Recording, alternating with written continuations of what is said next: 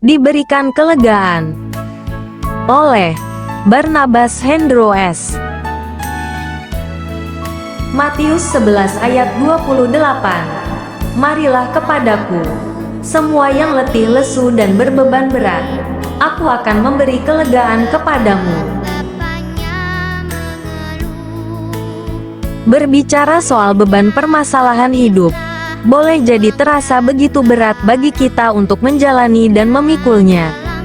Ketika masalah menjelang datang, kita akan mulai dihantui, diserang kekhawatiran, dan pada ujung akhirnya adalah hilangnya kekuatan, pengharapan, atau kita sangat tertekan, terbebani dengan ketidakadilan yang teramat sering terjadi, diliputi ketakutan, kesedihan, dan kemarahan.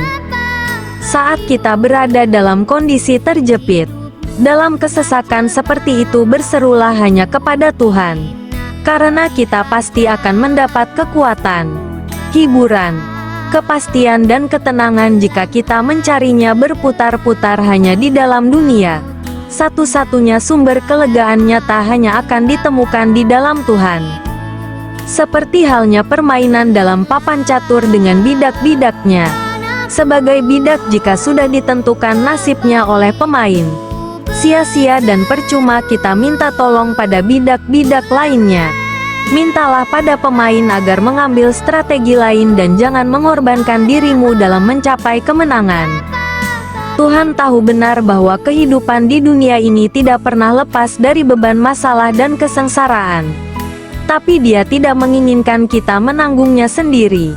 Karena itu Tuhan mengundang kita datang padanya untuk melepaskan beban itu.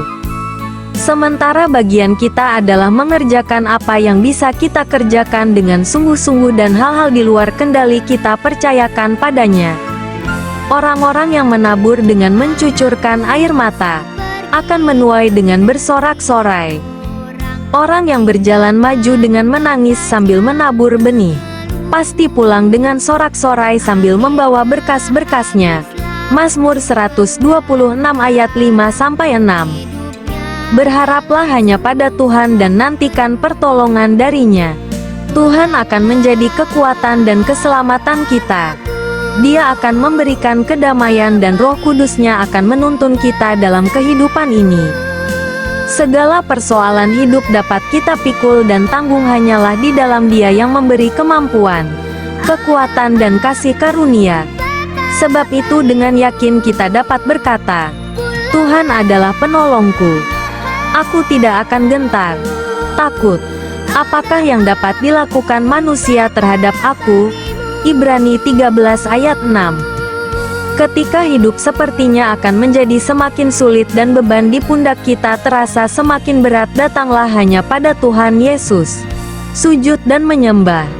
Tersungkur di kakinya dan curahkan semua yang membebani hidup, hati dan pikiran kita padanya, maka pasti Ia akan memberikan kelegaan padamu. Amin.